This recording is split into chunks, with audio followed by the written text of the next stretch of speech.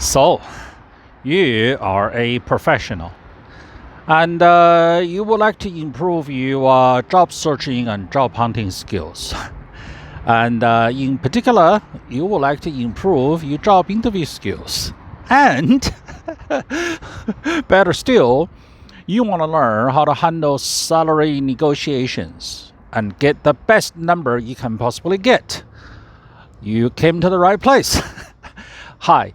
If we haven't met, my name is Michael Lin, and my clients call me CoachMichaelLin. I help people with their career advancement, from resume to job interview to how to survive and thrive in the office, to advancing yourself with your career into leadership positions. Okay. And even if you want to quit your corporate life and start your own business. So let's get started. And the way I teach is I don't teach monkey see, monkey do. I don't just tell you what to say and how to act, because that is going to turn you into a social robot. Okay? Like certain technology. And it's just scripting and script out.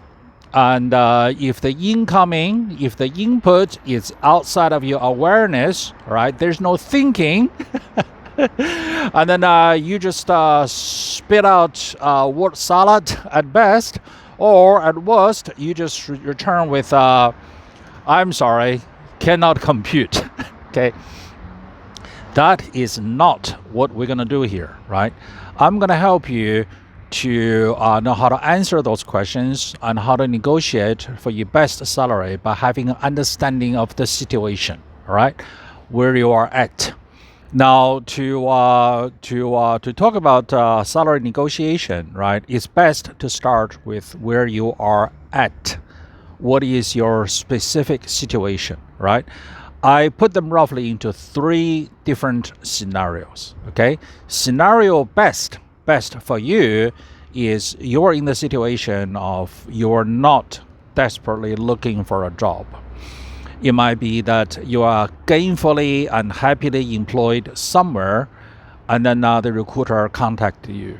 Or it might be that you are gainfully and mostly happily employed somewhere, but you've been there for a while, 3 years, 5 years, 7 years, and you have long realized, maybe a month ago, maybe 3 months ago, that it might be time for you to see what else is possible out there.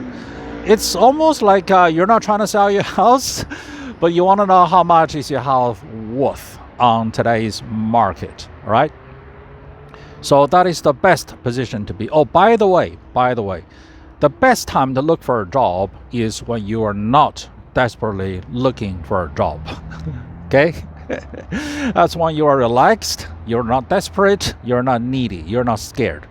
So back to what we're saying. Okay, so if you are gainfully employed, okay, you are happy where you are, and then some recruiter contacted you, or you just want to find out where you're at on the market or what the market condition is. Okay.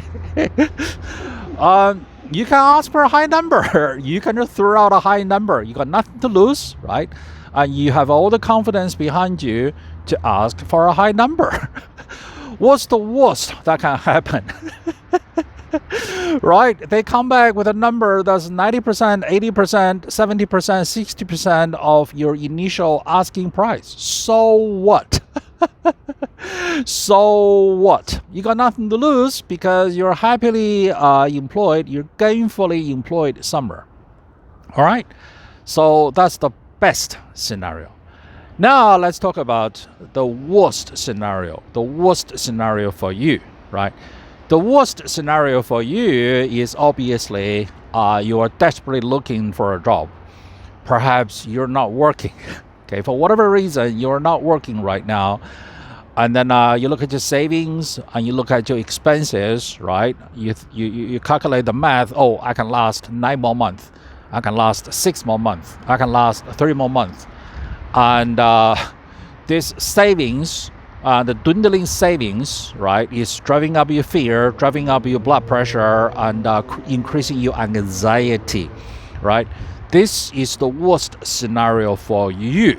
Okay, so you're probably not in the psychological position to ask for a high number with confidence and tell the outside recruiting agency or the hiring company, this is my number, and take it or leave it, I don't care. You're not going to come across as congruent, right? And you're not a professional actor. You're not a politician.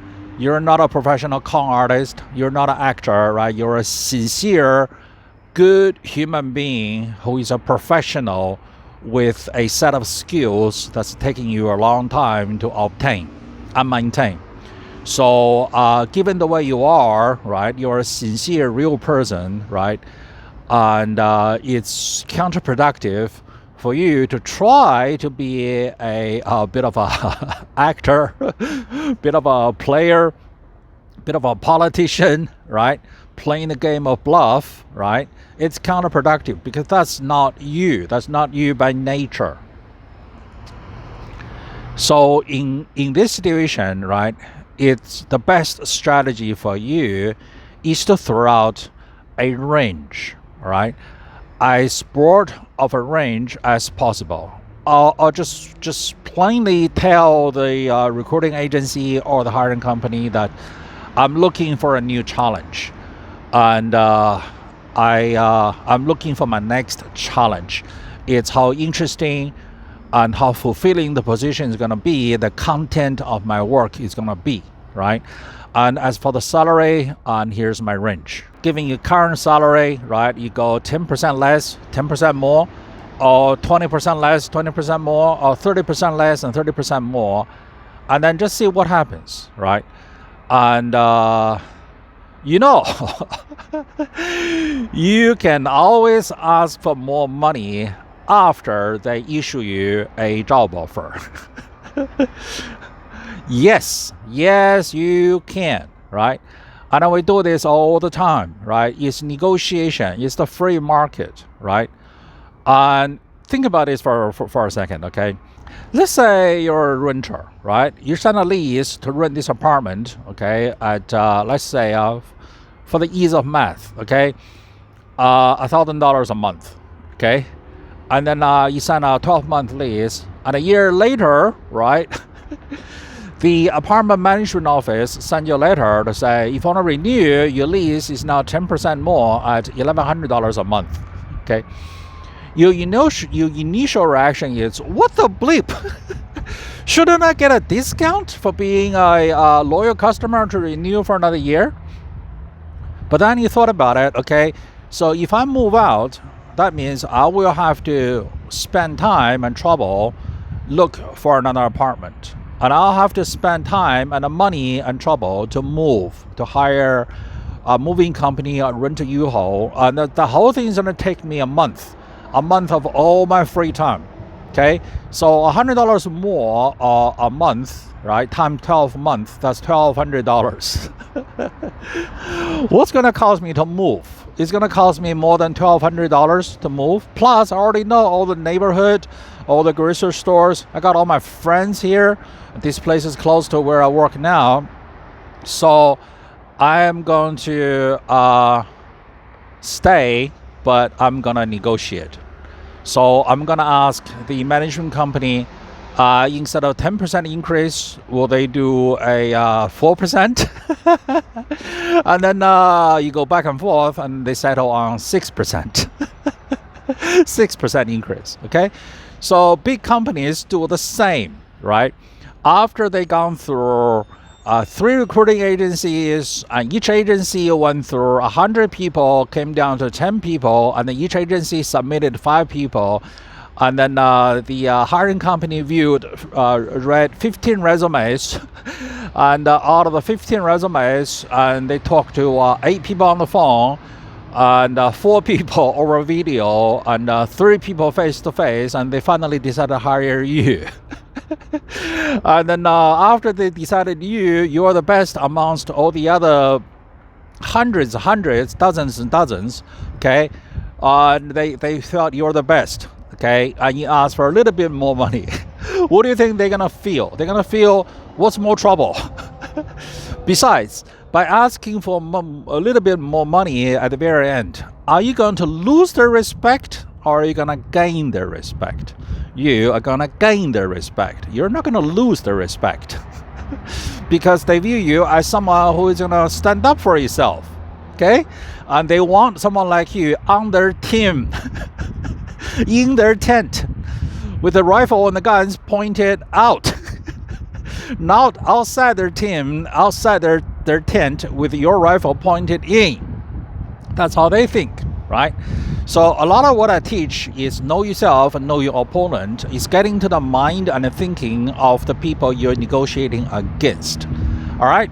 So that's the best scenario and then the worst scenario. Now the scenario in the middle, right, is you're not happily, gainfully employed somewhere, nor are you desperate in need of looking for a job. You're somewhere in the middle. Perhaps you have heard that your company is moving to another country. Your company is shutting down the whole division, or what have you. Okay, for whatever reason, you heard there's going to be changes coming. All right. So in this scenario, okay, you could just tell them what you're making currently. By the way, in most jurisdictions of Western industrialized Western democracies, it's now becoming more and more illegal for hiring companies and outside recruiting agencies to ask you how much you're making currently. But they will try to use different phrases to get it out of you. Okay, it's up to you to disclose or not. And also, right, quite often hiring companies and recruiting agencies, they play the game of not telling you how much the job pays. They are doing that for a number of possible reasons. Okay, possible reason number one is they don't know what the current market value is, because every position is unique. It's like real estate, houses, condos. Every single unit is uniquely different. Even if the condo right above you, that's different because they got a slightly higher view. Even the house is identical to you, but right next to you, that's slightly different. Okay, so quite often employers don't know what the current market value is. And another possibility is employers, they want to know what they can get away with, what prospects, applicants are asking. So they want to know what you want. Okay, so if your situation is somewhere in the middle, you're not happily employed somewhere, you're not desperate, or your situation is you're desperate looking for a new job. Okay, you could just come out and disclose it and just say, I'm currently making whatever amount of dollars, and then just tell them that's that. Okay, and leave it as that. So that is how you negotiate your salary. That's the principle that's behind. That's the setup behind all the intricacies of salary negotiation. All right. I have a lot of experience in this area, okay, with my own life, because I was an IT professional for years and years and years. I've been to probably 1,000 job interviews, and then I also had my own business. I hired people, I fired people. I was a coach consultant, teaching people about career and business and how to advance yourself in the corporate world. I trained a lot of IT executives. And I also taught business leadership seminars all over America. And I wrote 4 books in this area. And I was also a recruiter, a professional recruiter, matching high quality professionals with high quality corporations. So if you need help in this area, right, my email address, website, I'm going to leave the links below. All right. And don't forget to like, share, and subscribe, and share this video with all your friends who are also on their journey to develop themselves.